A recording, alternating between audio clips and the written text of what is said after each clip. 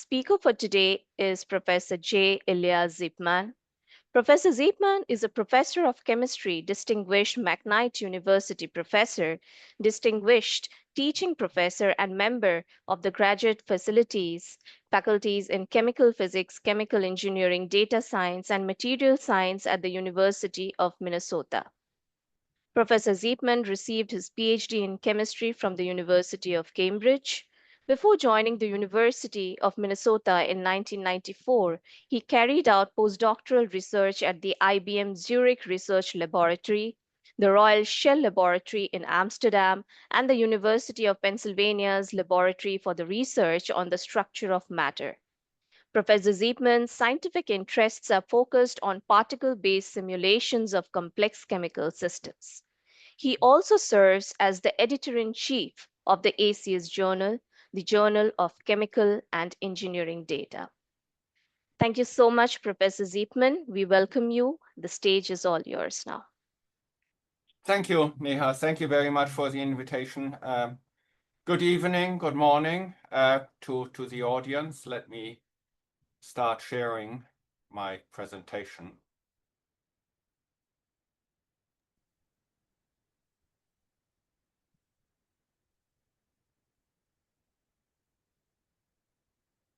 Yeah, welcome again. So the topic of my talk is about predicting and optimizing absorption processes with high throughput simulation and machine learning. A brief plug for the absorption processes, as some of you may know, in the chemical industry, we often start with raw materials, or after having done complex reactions, we have complex mixtures. And so we have to separate them, and the chemical separations for example, in the United States take about 15% of the energy used of the nation. So it's a huge amount, and most of this energy use is in distillation. And so by going away from distillation to potentially absorption processes, the hope is to not only save cost for the chemical industry, but in particular to also be a lot more energy efficient. And you will hear a lot about how we want to do this and how computational chemistry can help in the process. So I just want to give a brief introduction about what we are doing in molecular simulations and what our goals and what our challenges are.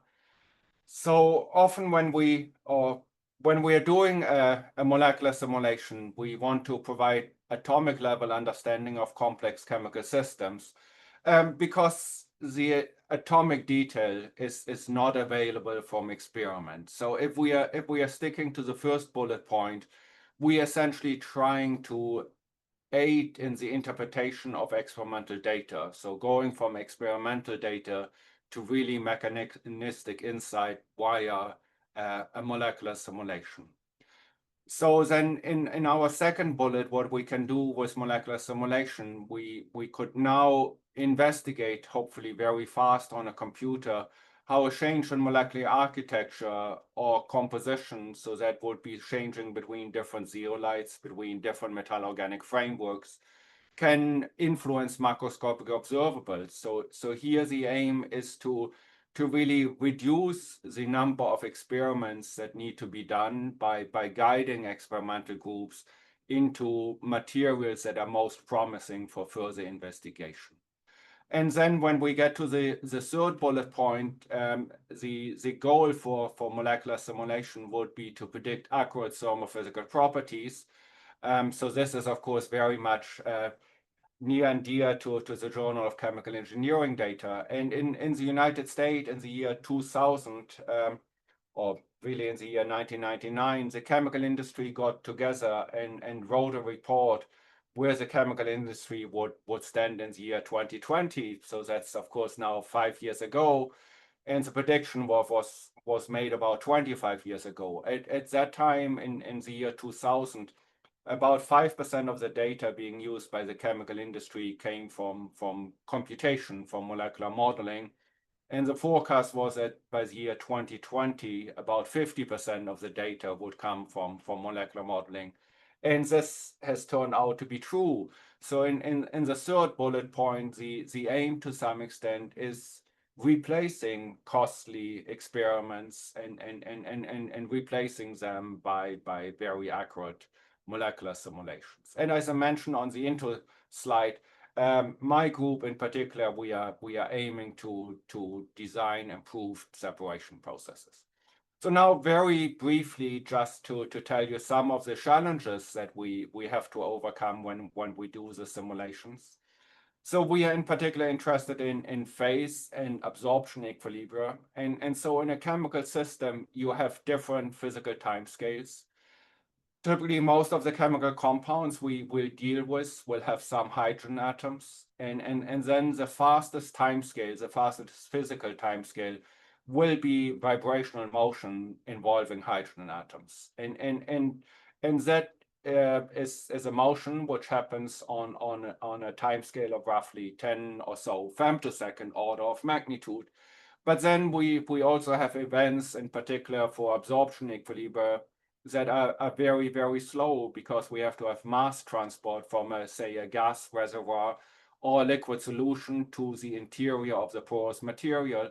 And that typically in an experiment might take minutes or sometimes even longer to equilibrate. So that means we really have about 10 to the 15 or 10 to the 18 orders of magnitude and time scales that we have to cover. And so one of the techniques for doing molecular simulation is molecular dynamics, where you're following the time evolution of a system. But that's problematic. If you now have these fast vibrational modes, you need a time step of about half a femtosecond. And even some of the longest simulations only get to microsecond in time scale. So they're not getting to the relevant time scale for chemical separations. And so we are using a lot of what is called Monte Carlo methods. So these ones, instead of solving Newton's equation of motion, we do use a stochastic algorithm where we do random moves, but we can essentially design different type of moves so that it is essentially sample different physical events. So we might have a Monte Carlo move which changes the length of a carbon-hydrogen bond. And we have another Monte Carlo move that takes a molecule out of a reservoir and directly puts it in a porous medium. And so that allows us to take all of the different physical timescales and merge them together into one computational timescale. So that would be our hope. And that means we have worked very hard on these algorithms. And of course, they then software has to be developed. But it means that we are looking at an organic molecule, say molecular weight of 200, and we want to predict at the moment the vapor pressure or the normal boiling point, we can do it with a statistical precision of about 0.1 Kelvin at the moment. And so that leads to the second problem. While we are very precise in the prediction, we also want to be accurate. And so accuracy is quite different from the precision. In this case, the accuracy depends solely on how well can we describe the inter and intramolecular interactions for the system. And so to this one, when we are able to make precise predictions, we can train force fields to really have the accuracy. And in our case, this is done with what is called a transferable force field.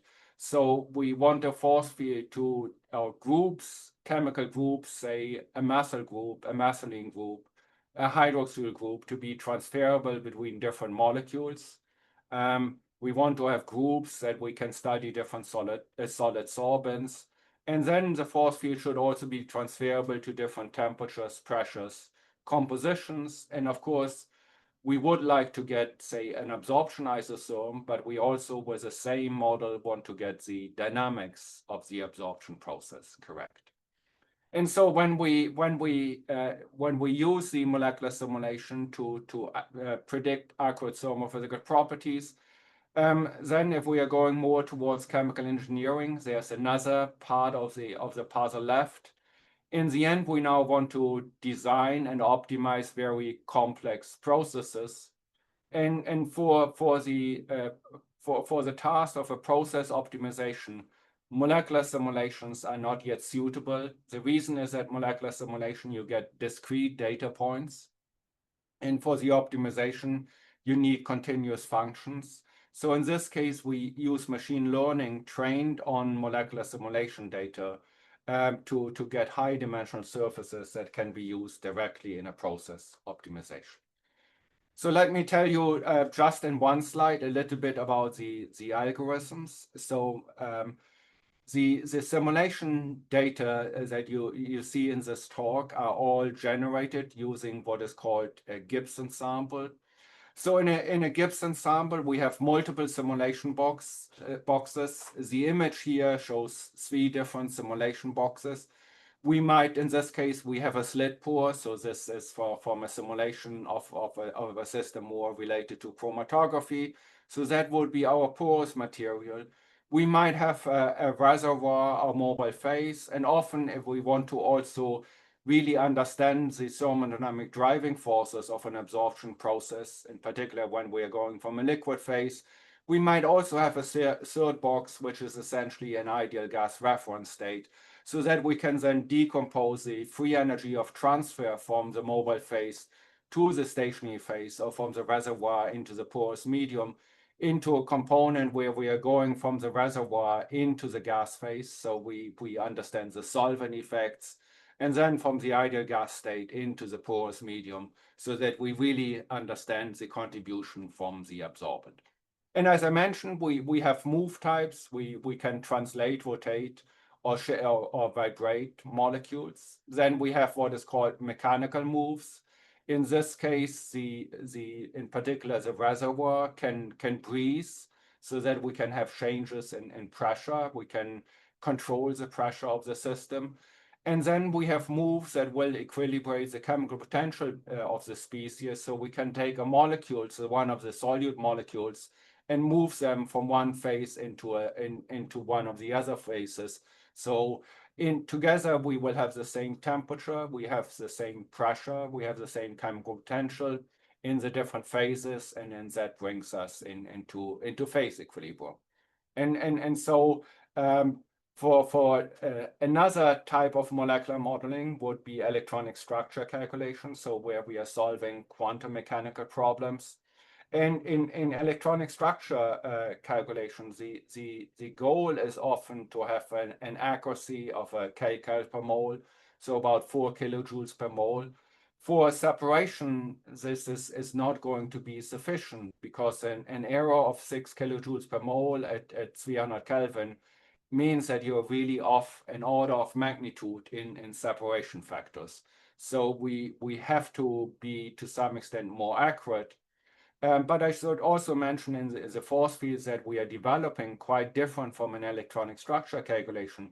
We, of course, are not breaking or making bonds in these models. So we are really looking mostly at interactions between molecules, not at the interactions that are involved for making atoms from electrons and nuclei, or making molecules by bonds. So then an outline. So in this talk, I hope to cover 4 snippets of different type of applications. So all of them involve high throughput simulations to get the data. But then I want to give you a flavor of the different types of machine learning models that are needed for different type of problems. So there's definitely not one type of machine learning that could work for all of these systems. So we train different types of machine learning models depending on the task at hand.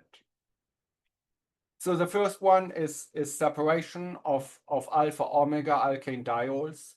So in particular, we are interested in pentane 1,5 diol or butane 1,4 diol from a reaction solvent, which might be either water or ethanol.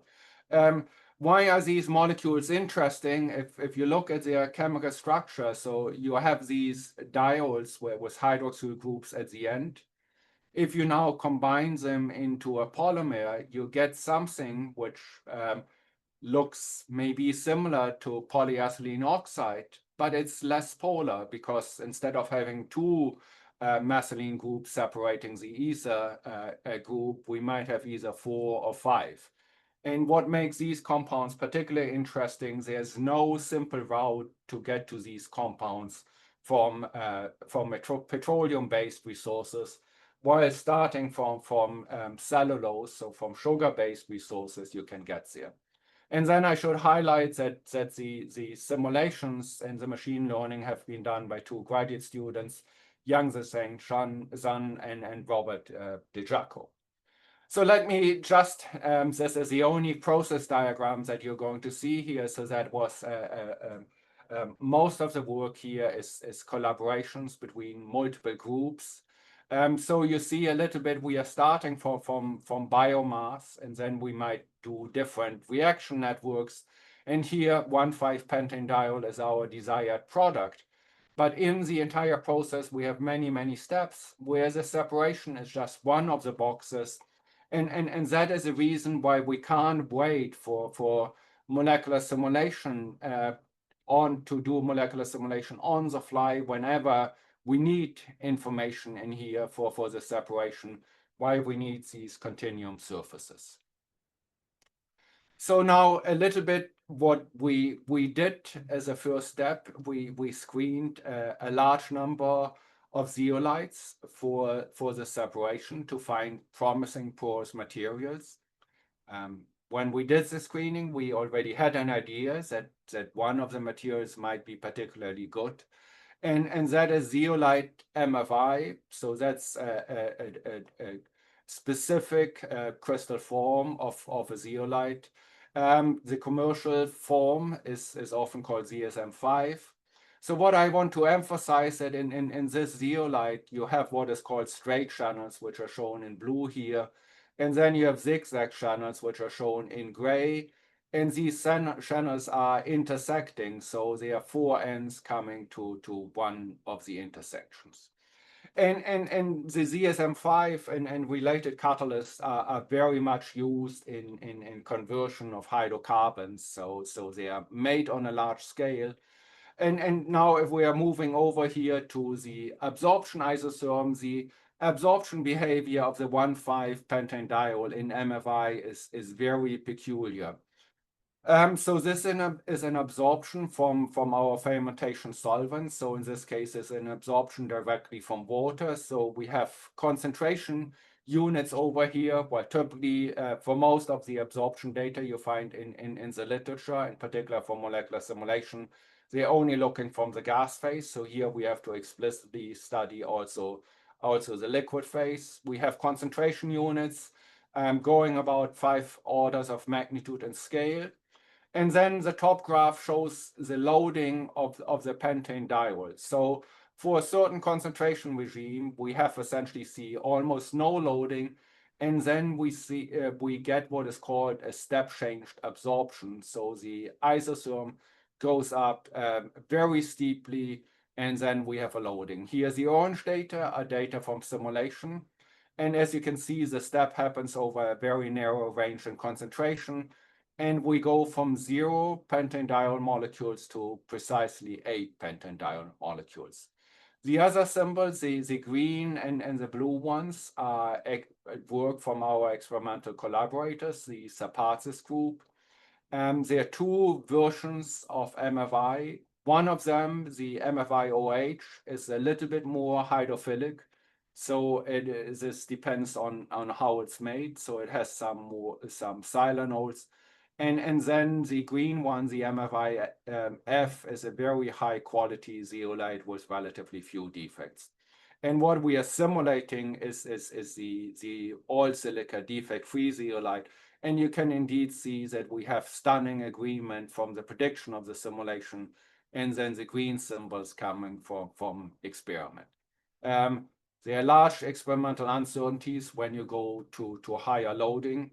I don't have time to go into why there are these large uncertainties, but the step change is, of course, very good for a separation application, because over potentially a narrow window, we can absorb and desorb. And then what makes these systems interesting, we can also look at the water absorption. And the water absorption initially starts low. Of course, the chemical potential of water is nearly constant over this entire range because the concentration of our solute is relatively low. And then you can see that the water absorption goes up at some point when the pentanediol absorption goes up and then goes down. And the reason is that we have co-absorption. So water by itself does not like the defect-free zeolite. But when we have pentanediol molecules, they can, of course, hydrogen bond to water, and they are bringing some water molecules with them. That leads to the co-absorption. We have the biggest absorption when the zeolite is about half filled with pentanediol.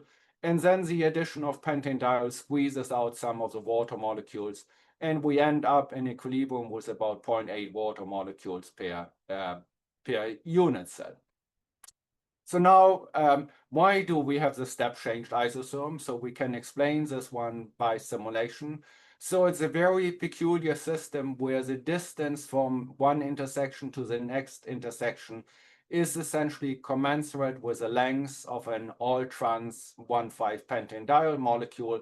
So what is happening is the molecules are essentially going from one intersection to another intersection. And in the intersection, we have 4 hydroxyl groups from 4 of the diol molecules meeting and forming a hydrogen bonded network.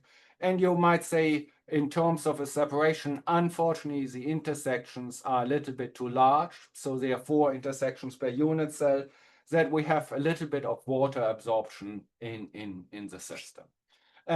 So the selectivity at this point in the absorption is about 10 to the 3. So we are increasing the concentration when we are going from this concentration to a system where we have 8 pentanediol molecules, 0.8 water, so 10 to the 1. It's about a total separation factor of 1,000, but we have these problematic water molecules. So we would like to remove them by what is called desorptive drying. So now we want to do a second step. We're doing the desorption. We want to do the desorption in 2 steps. And in the first desorption step, we want to just remove the solvent, so the 0.8 water molecules, while keeping most of the pentanediol molecules in the system.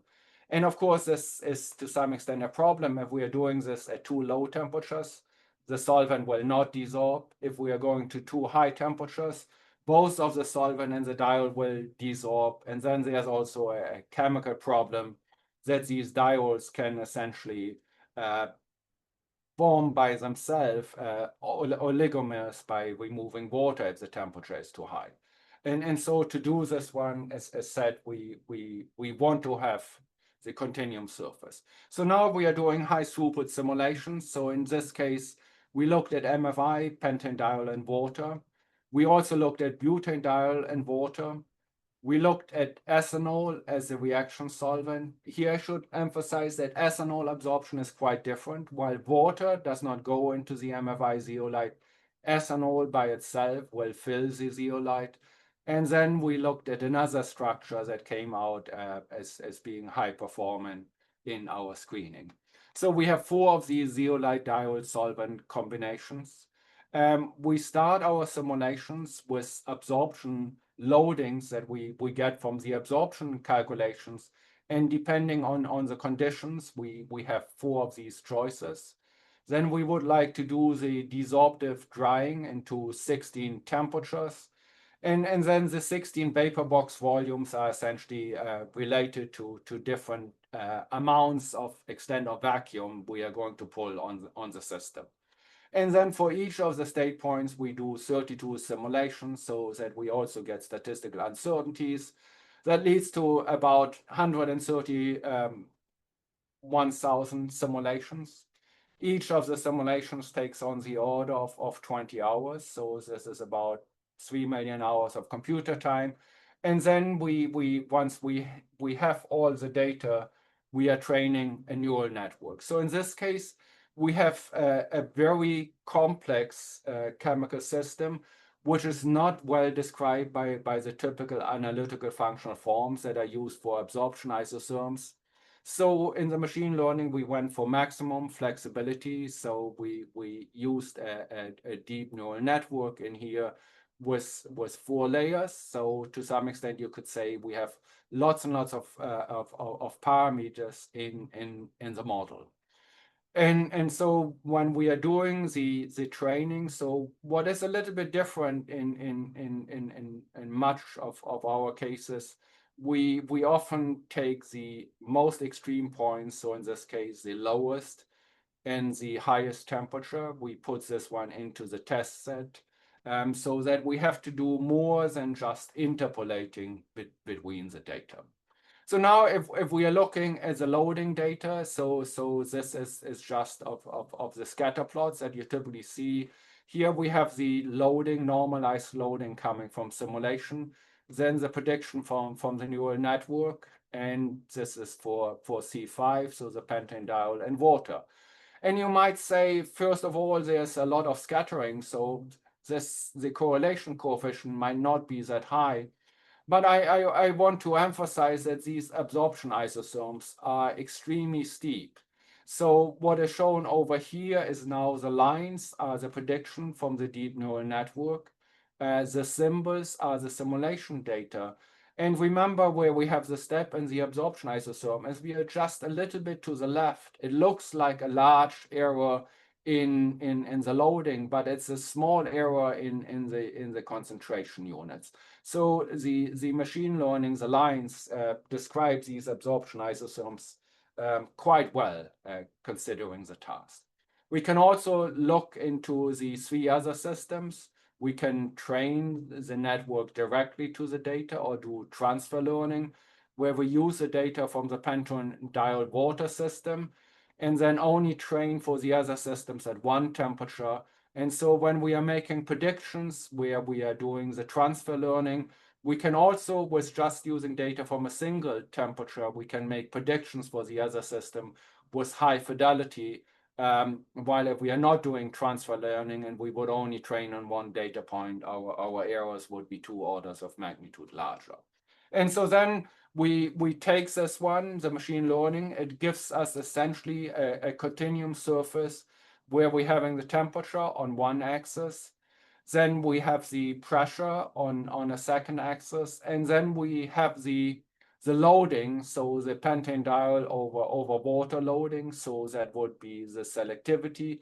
And as you can see in this yellow region, there is a region of temperature and pressure conditions where the ratio, as I said, in the absorption, we have a ratio of about 10 to the 1.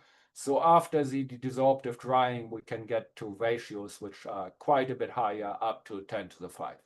So then if we want to do an optimization, we in this case want to keep 99% of the pentane diol in the zeolite.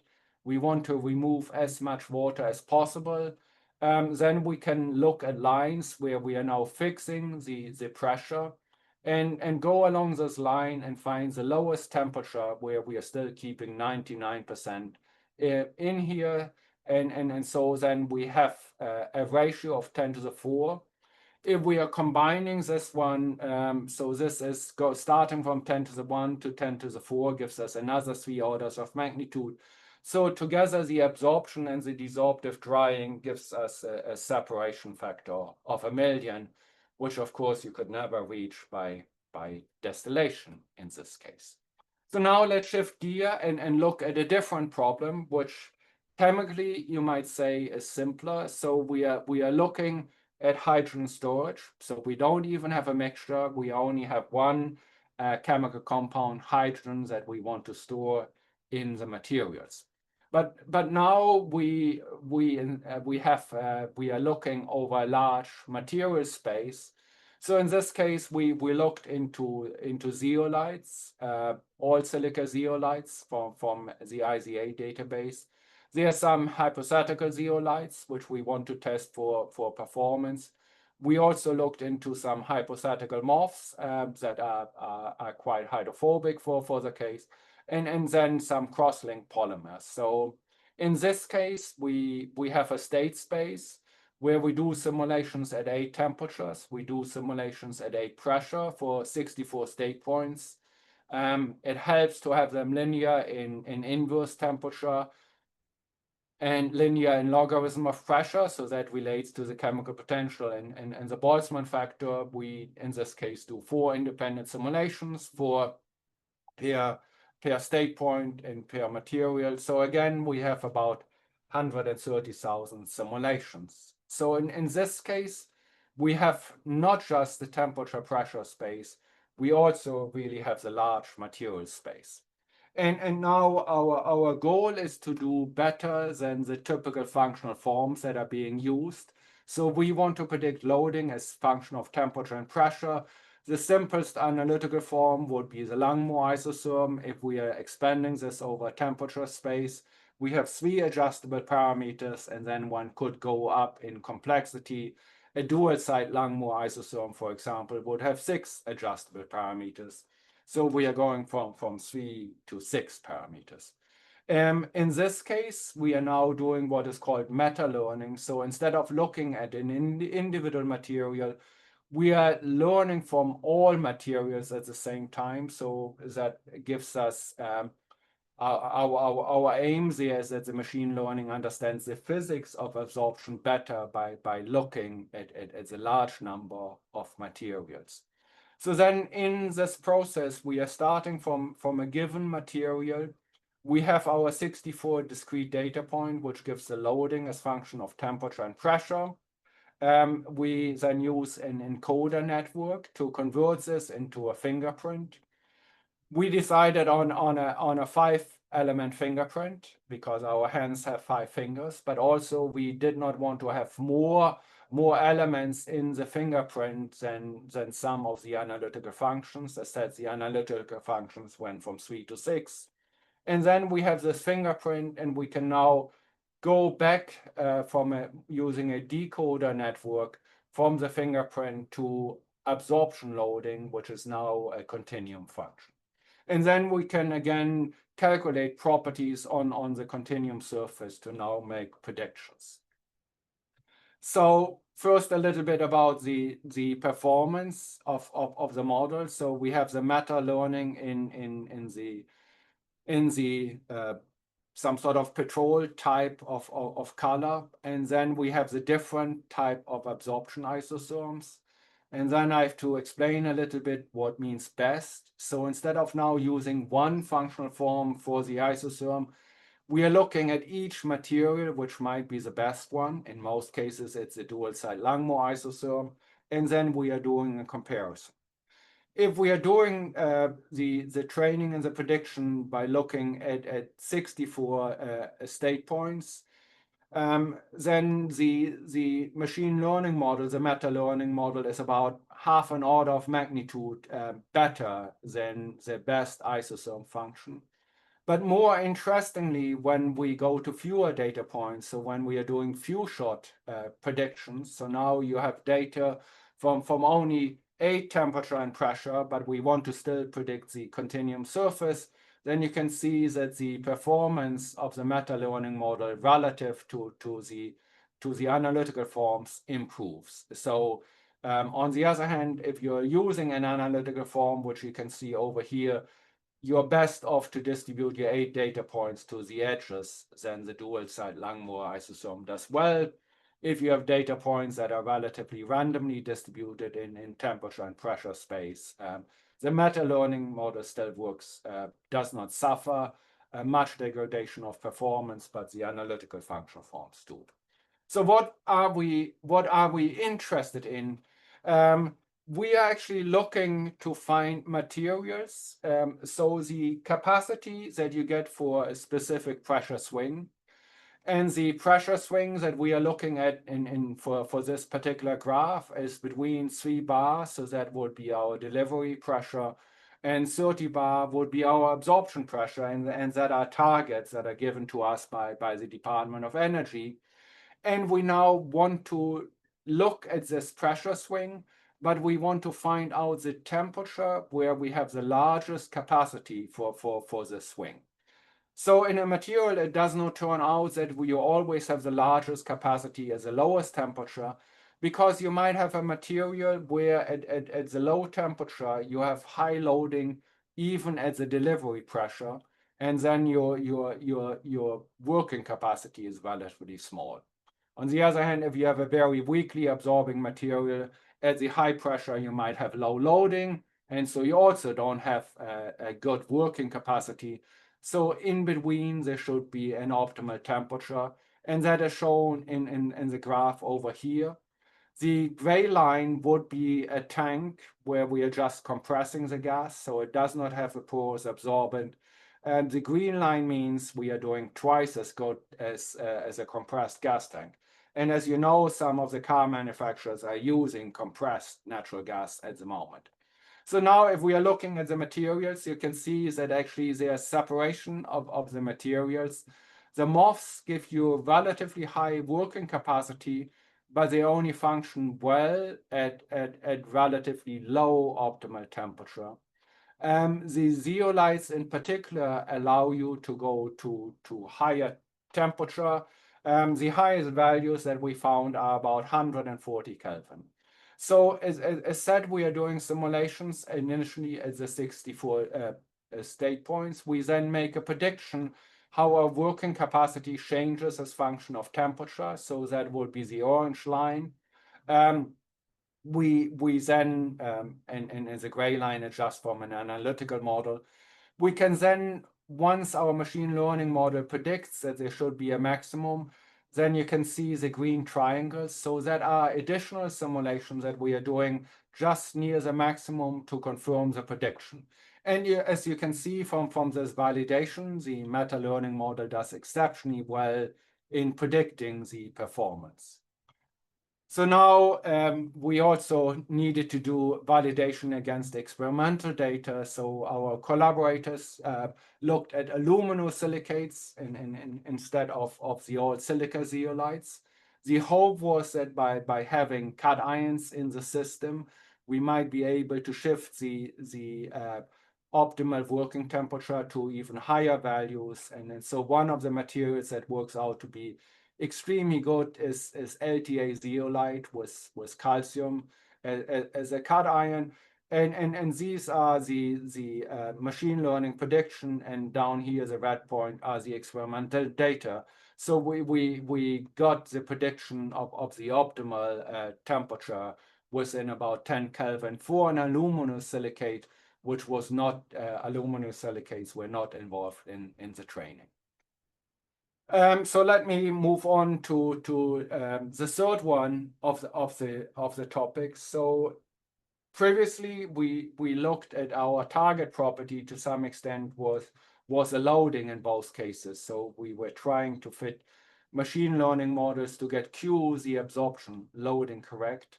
In the third topic here, we want to not just predict the loading, we also want to know where the molecules are in the material. And so that would be very useful for the design, for example, of catalysts. We want to know whether a molecule gets close to the catalytic site, or it also might allow us for a separation application if we want to go to a membrane. If we have this spatially resolved loading, we can convert this one into free energies, and we can also predict diffusion behavior. And Andrew Sun, again, as a graduate student, behind the work. So this one is, we are now borrowing from, again, the machine learning world, and this turns out to be an image translation. So when we are looking at a zeolite, we essentially have an image of the atomic positions of the silicon and oxygen atoms, and we want to convert that into another image that tells us where the adsorbate molecules are. Here we're doing one step in between because we don't want to train our model directly just to zeolites. We want it to also work for metallic organic frameworks. So instead of training on the image of atoms, we essentially calculating interaction energies, and we are using essentially three different colors. We have the Coulomb part of the potential, we have the dispersion energy part of the potential, and we have a repulsive part, so that gives us three colors. And then in a three-dimensional grid with a resolution of about 0.01 nanometers, we have at these grid points, so that is our three-dimensional image, we have essentially coefficients for these three types of interactions. So that is a 3D energy grid that we are starting with. Then we use a UNet, which is often used in image-image translation. I have to say we have to make it a little bit more complex for our tasks. In this case, zeolites or MOF have unit cells that have different dimensions. So we are learning essentially on a 10 angstrom by 10 angstrom by 10 angstrom grid for all the materials. And then the elements in which we are learning, we can essentially translate them and shift them to reconstruct the unit cell. We can also rotate them. We consider that there's a symmetry in the crystal structure. And then when we are adding this one to the unit, we can, in the end of the day, predict the absorption loading. So that would be a two-dimensional cut where the molecules are in a given material. And this in here would be a temperature axis. So again, we are starting from high throughput simulations. We looked at 6 different adsorbates, spherical molecules, linear molecules. We have planar molecules like hydrogen sulfide. We go to non-polar molecules, quadrupolar and dipolar molecules in the training. We looked at about 500 zeolite structures, again, 8 temperatures, and we looked at a range of pressures. So in this case, we have about 250,000 of simulations, and each of the simulations took 48 hours because we now, to get enough training data, we not only want to have the loading, we want to have the spatially resolved loading. So we have to run these simulations a little bit longer.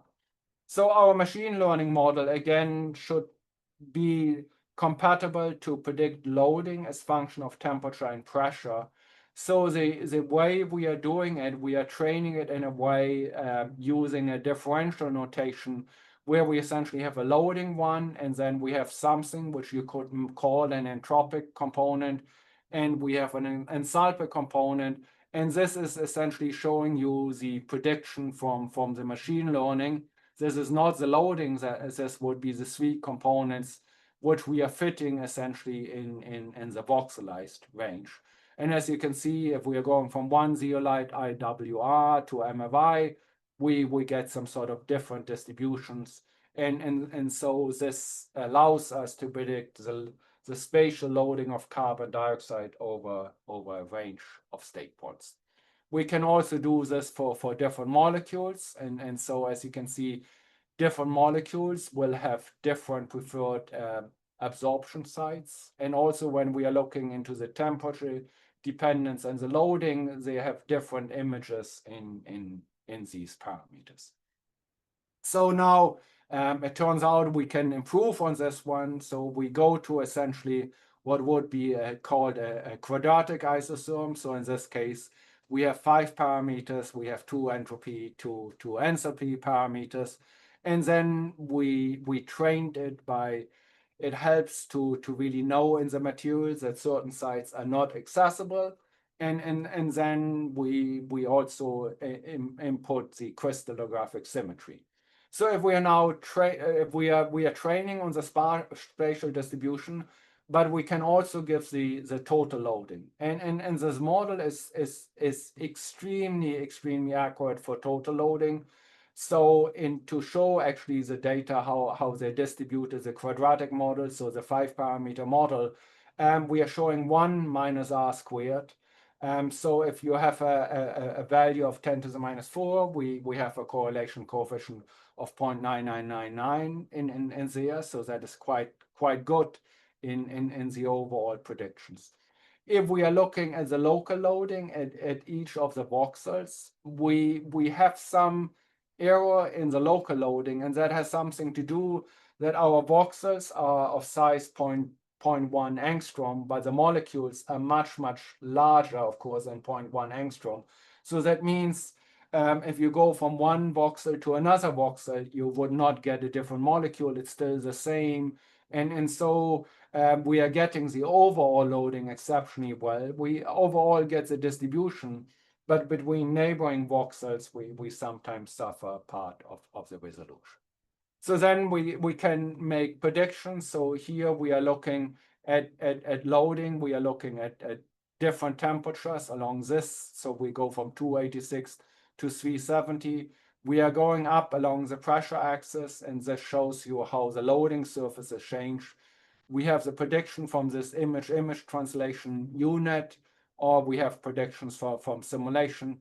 And as you can see, we get extremely good agreement. So let me end here with some brief conclusions. So SorbNet was this machine learning model where we want to get continuum absorption surfaces for, in the sense, a very complex separation, because it's a very non-ideal system with water and the diodes. We can do this very well with a deep neural network.